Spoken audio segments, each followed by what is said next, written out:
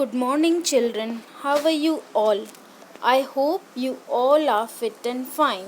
So, children, in our previous class, we have discussed about the monohybrid cross and dihybrid cross.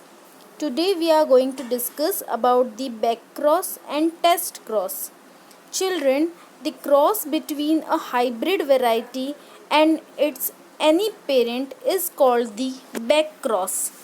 And the test cross means a crossing of an organism with dominant phenotype to a recessive individual. For example, the recessive parents is small tt and the hybrid variety is the capital T and the small t.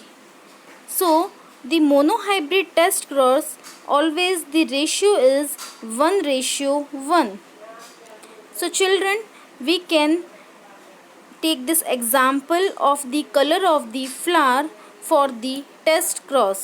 It is used to find out the unknown genotype of a character. For example, the homozygous recessive genes are there and the dominant phenotype is unknown. If the genotype is unknown, all violet unknown flowers is homozygous dominant. But if there is a hybrid variety, small w and the capital W, the 50% violet and the 50% white flowers are there. So the unknown flower is heterozygous in nature. So Mendel's conducted the test cross to determine the F2 genotype, means it is the second filial generation.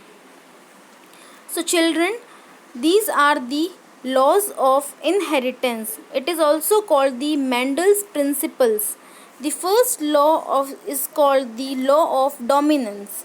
The characters are controlled by the distinct units that Mendel called factors, and the factors occur always in the pair. For example,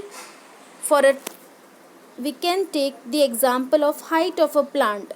So there are first is the tall plant and the second is the dwarf plant. In a dissimilar pair of the factors, one member of the pair dominant and the other one is a recessive. So the tall plant is the dominant plant and the recessive is the dwarfness. The second law states that the law of segregation.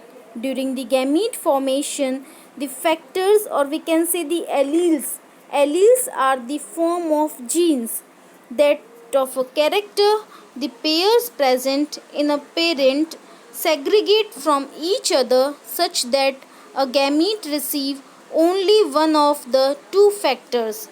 The homozygous parent produces similar gametes and the heterozygous parent produces the two kinds of gametes. So hope children this topic is clear. You should revise this topic. In the next class I will send you a Google form link for your test. So revise this topic.